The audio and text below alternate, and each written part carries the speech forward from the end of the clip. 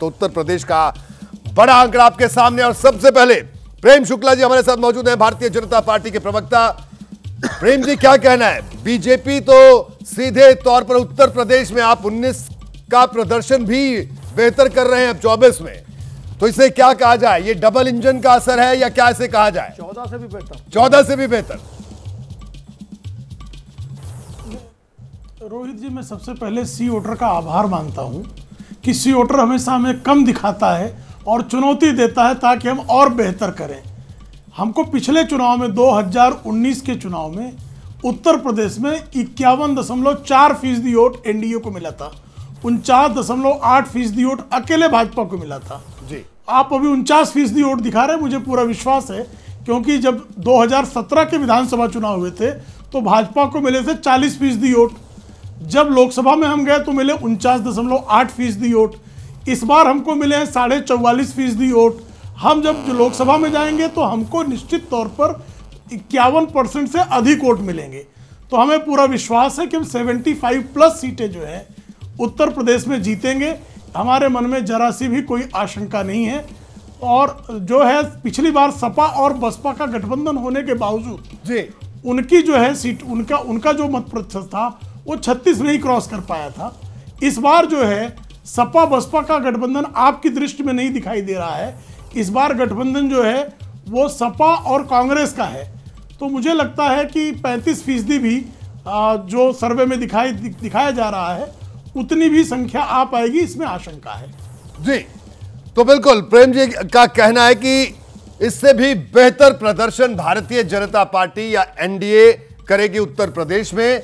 अब मैं समाजवादी पार्टी के प्रवक्ता अनुराग भदौरिया हैं, उनका रिएक्शन लूंगा। लेकिन अनुराग जी, एक बात मैं और भी बता दूं, हमारे साथ सुरेंद्र राजपूत हैं, कांग्रेस से प्रवक्ता, उनको भी बोलना है, क्योंकि सीट शेयरिंग पर अभी आपकी बातचीत होनी है। कौन कितनी सीट पर चुनाव लड़ेगा ये बाद में तय होगा, लेकिन वक्त का ख्याल जरूर रखिएगा, कांग्रेस के लिए भी वक्त जरूर छोड़िएगा बोलने के लिए। जी अनुराग जी, क्या कहना है आपका? ये जो एबीपी सी वोटर का जो सर्वे आया इस पर। देखिए, एक बात तो सच है कि भारतीय जनता पार्टी के प्रवक्ता अपनी बात तो बताएंगे लेकिन दूसरों की बातों को भूल जाएंगे। इस बार जो चुनाव होने जा रहा है वो राष्ट्र के मुद्दों पे होगा। राष्ट्र का मुद्दा मैंने पहले ही बोला, जिस तरह से लोकतंत्र की आवाज दबाई जा रही है, संविधान और संसद का जिस तरह से अपमान सामने देखने को मिल रहा है, विपक्ष को किस तरह से बोलने से रोका जा रहा है, जनता सब देख रही है। किस तरह से ये हम जब जाति जनगणना की बात बोलते हैं तो ये उसका विरोध करते हैं, लेकिन जब उनको राजनीति करनी होती है तो जाति की बात ले आते हैं। जाति जनगणना हमारे लिए सामाजिक न्याय का विषय है और जाति इनके लिए राजनीतिक विषय। फर्क इतना है, ये प्रभु राम हमारे लिए आस्था का विषय है, ये उसकी राजनीति करते हैं। फर्क इतना है और जनता इस बात को जान चुकी है। 2022 के चुनाव में समाजवादी पार्टी को करीब 37% वोट मिला था।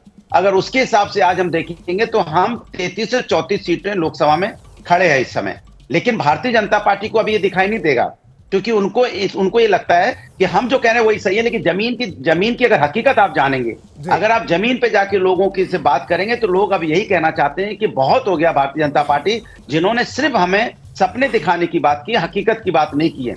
अब चूंकि ये इंडिया गठबंधन है और इंडिया गठबंधन एक साथ सिर्फ राष्ट्र के मुद्दों को लेकर आया है, तो इंडिया गठबंधन की बात भी अभी हमारे बीजेपी के प्रवक्ता करेंगे, लेकिन एनडीए की बात नहीं करेंगे। हम इनसे कभी नहीं पूछते कि आपने एडीएम का आपका साथ छोड़ के क्यों चला गया। मैं इनसे नहीं पूछते कि इनके चिराग पासवान या उनके चचा कहां से लड़ेंगे, हाजीपुर से कौन लड़ेगा, नहीं बताएंगे। इनसे पूछो एनसीपी में आप अजीत पवार गुट को कितनी सीटें देंगे, या शिवसेना की जो शिंदे पार्टी उसको कितनी सीटें देंगे, नहीं बताएंगे। अपना दल को उत्तर प्रदेश में कितनी सीटें देंगे, नहीं बताएंगे। निषाद पार्टी को कितनी देंगे, नहीं बताएंगे। और राजभर जी को कब मंत्री बनाएंगे, रोज दिल्ली से लखनऊ, लखनऊ से दिल्ली, रोज डेट बताते रहते, अभी मंत्री बनने वाले, अभी नहीं बनने वाले। तो मेरा मत कहने का साफ है कि आज की डेट में उत्तर प्रदेश में भारतीय जनता पार्टी जिस तरह के आंकड़े आप दिखा रहे हो, ये आंकड़े आज तक दूर दूर तक उनके पक्ष में नहीं है। ठीक है, भारतीय जनता पार्टी अपने 10 के आंकड़े पार कर ले, ये भी बहुत बड़ी बात होगी।